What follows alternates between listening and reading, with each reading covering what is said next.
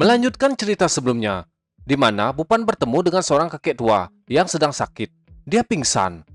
Orang tua itu adalah kakek dari Long Yue, dewi kampusnya. Ketika ingin menyelamatkan orang tua tersebut, Bupan malah diremehkan.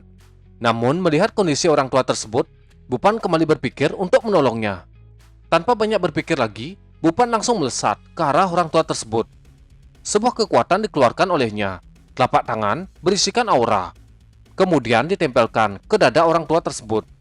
Long Yue yang melihat tindakan Bupan, dia begitu terkejut, mencoba menghentikan Bupan. Dokter yang ada di sana juga terkejut. Dia berpikir kalau pemuda di depannya ingin mencari kematian. Saudara Long Yue tidak tinggal diam. Dia melesat, akan memberikan tendangan kepada Bupan. Mengetahui hal itu, Bupan tersenyum. Dia menghalangi tendangan tersebut dengan jari tangan. Serangan dari saudara Long Yue berhasil dihentikan oleh Bupan, yang membuatnya begitu terkejut, hingga dia terpental mundur beberapa langkah. Tendangan yang dia keluarkan setara dengan beban yang beratnya 500 kilo. Namun pemuda di depannya bisa menghentikannya dengan mudah.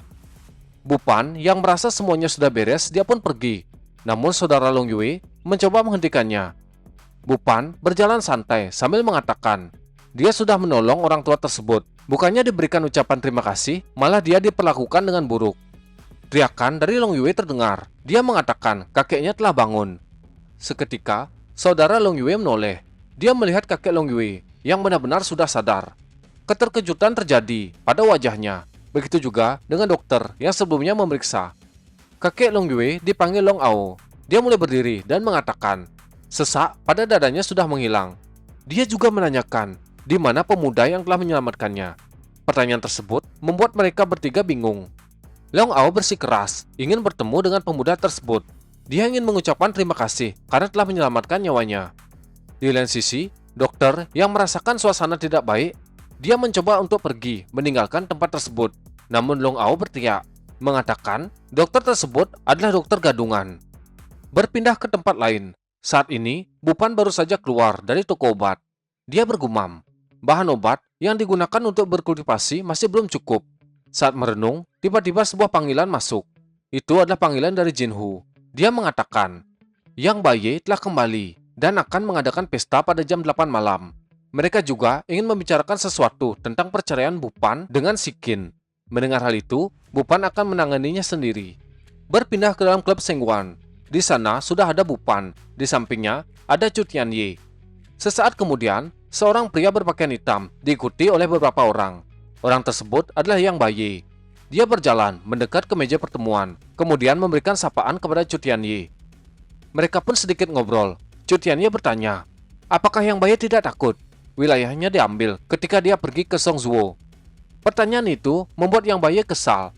Dia langsung berdiri dan memukul meja, meminta Chu Tianye mengeluarkan pelaku yang telah menyakiti putranya.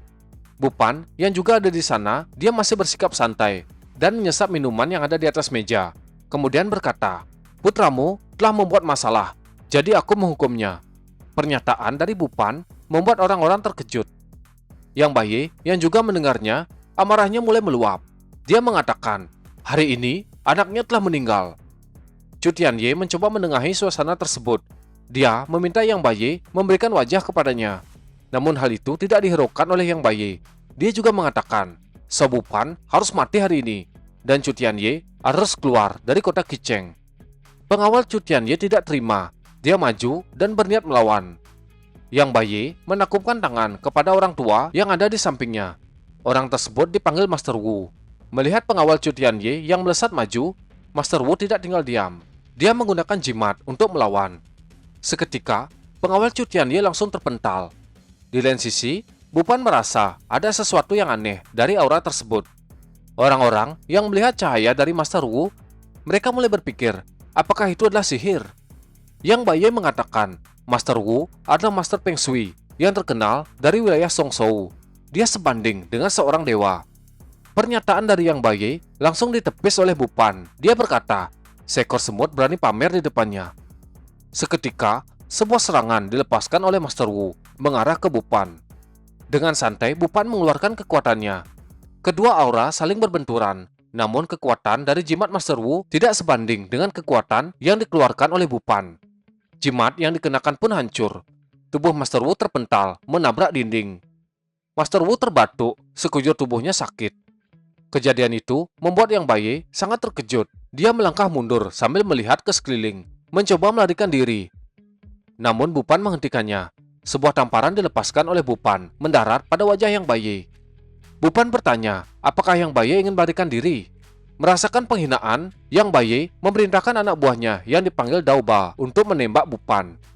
Tanpa banyak pikir, Aoba langsung mengambil pistol, mengarahkannya kepada Bupan. Tembakan dilepaskan.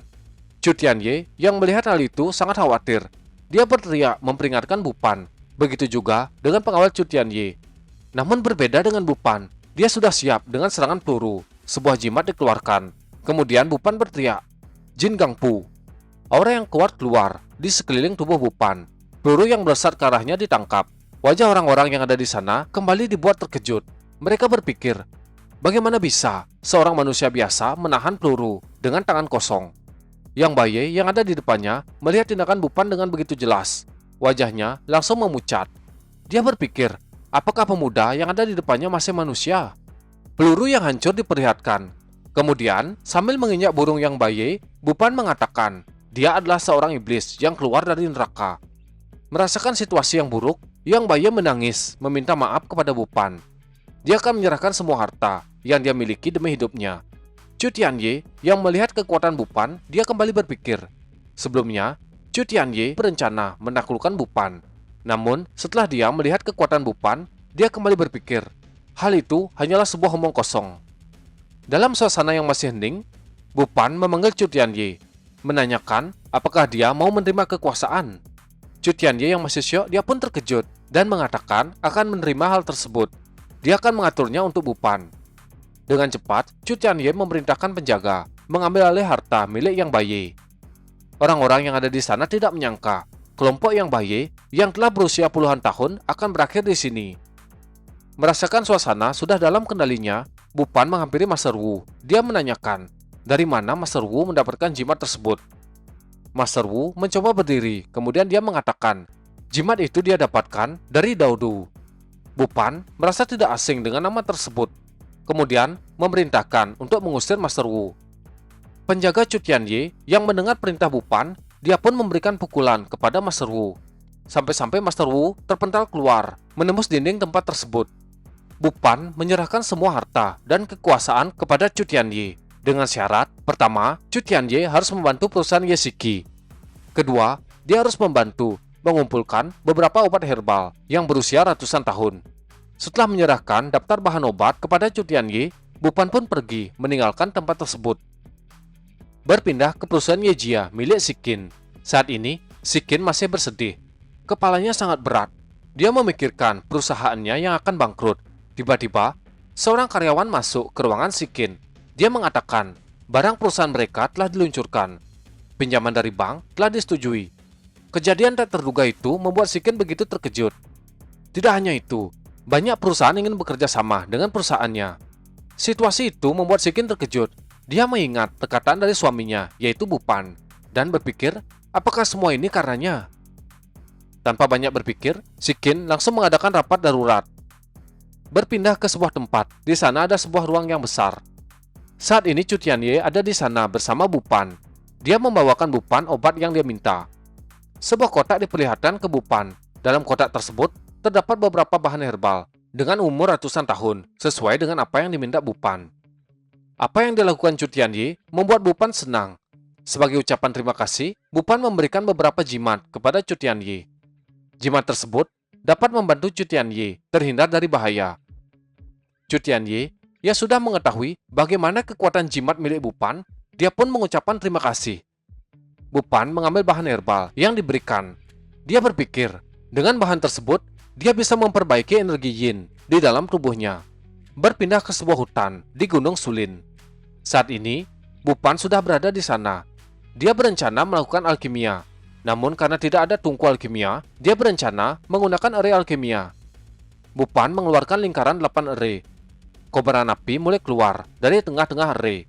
Proses alkimia pun dimulai oleh Bupan.